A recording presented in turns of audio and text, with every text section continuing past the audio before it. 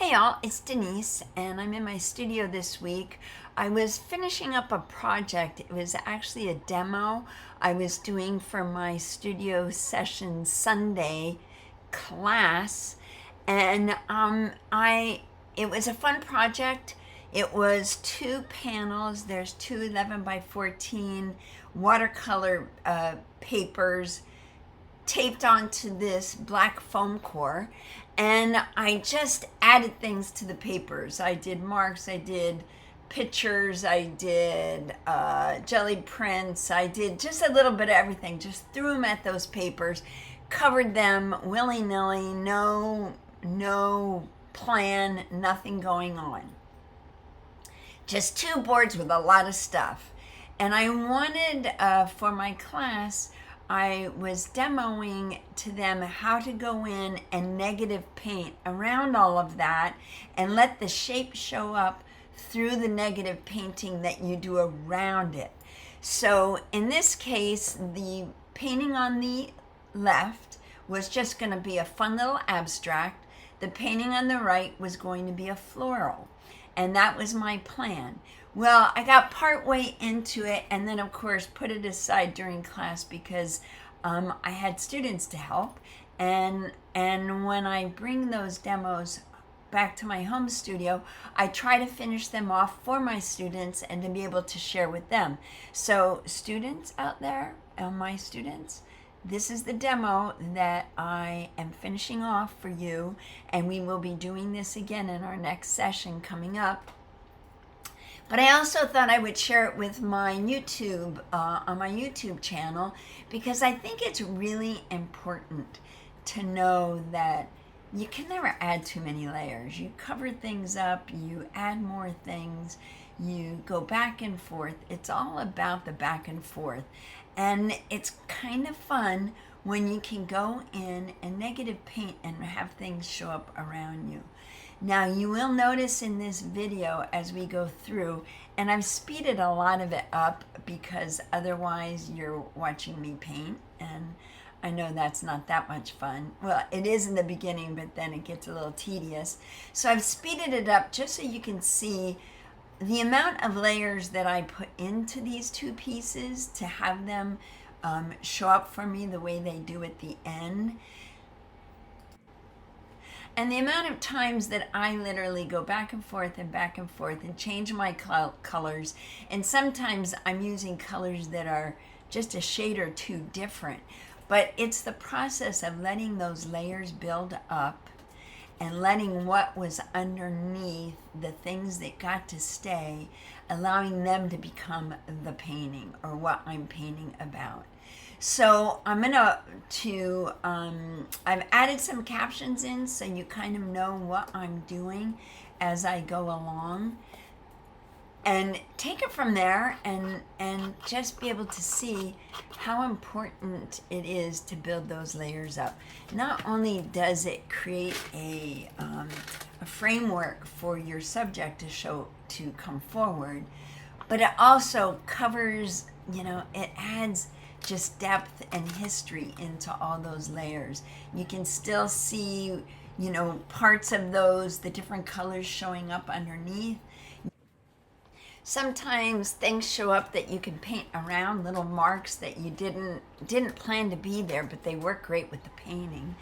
And I also want to mention that for me, it's very meditative. It helps me figure out what my next steps are going to be within the actual subject matter. When I paint around and I can kind of look at the whole thing, and it's kind of doing that negative painting and doing all those layers is a really calming place to be, and to give you to figure out the rest of the painting while you're still working on it. So I'm going to sit back and let you watch. Like I said, I've added captions so you know what I'm doing along the way. And mostly I want you to know that I have probably, I'm going to say 9 or 10 layers of paint on the background, where I've gone back and forth and I've changed colors and changed thicknesses and made some things go away and added in others. But it's the whole painting process that I find really fun and relaxing for me. So I'm going to let you follow along, and I'll pop in when I think there's something important for me to point out. So enjoy. Oh yeah, and by the way, I hope you'll stick around to the end to see how I finish these two little pieces off. I think that for a class demo, they were pretty successful and very fun little paintings. I've gone ahead and ordered some mats to put them in. So I'm pretty happy with how they turned out, and it was really fun. So for my class, for my students out there that are watching, this is what we're going to be doing in our first class in our next session. So be prepared for that, and more info will follow, of course, as it always does. But for now, it's a fun process. I hope that you'll give it a try, and for my students, I hope you're looking forward to it.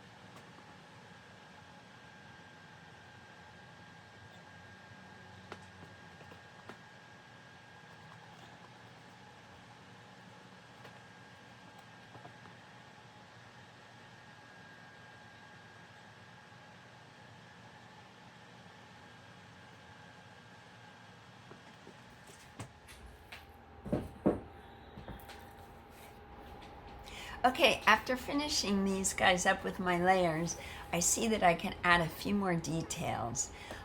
Just to just add some more detail. I think it'd be kind of fun.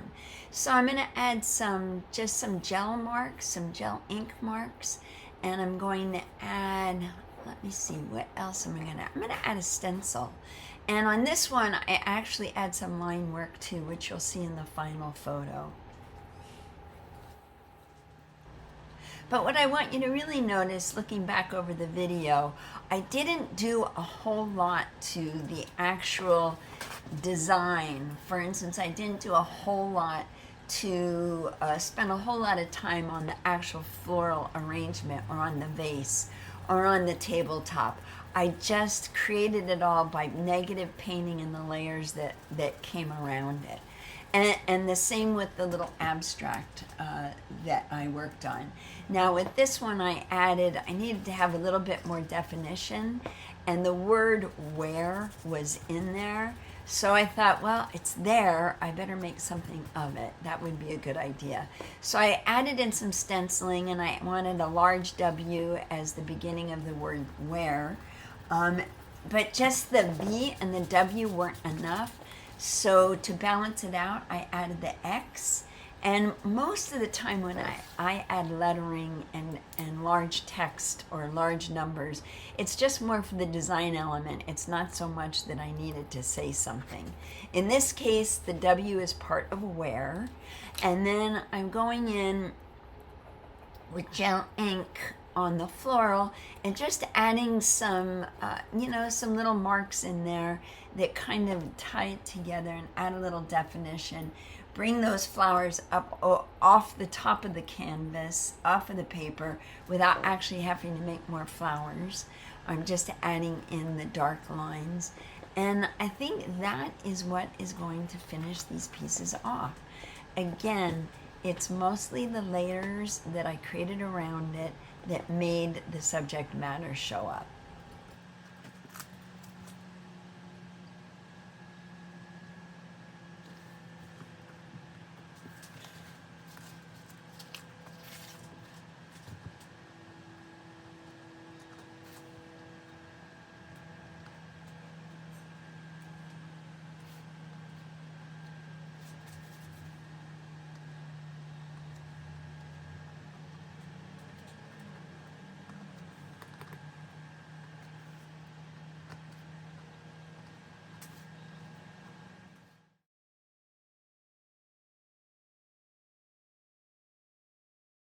And just as a reminder, this is where these two pieces got their start before I started negative painting.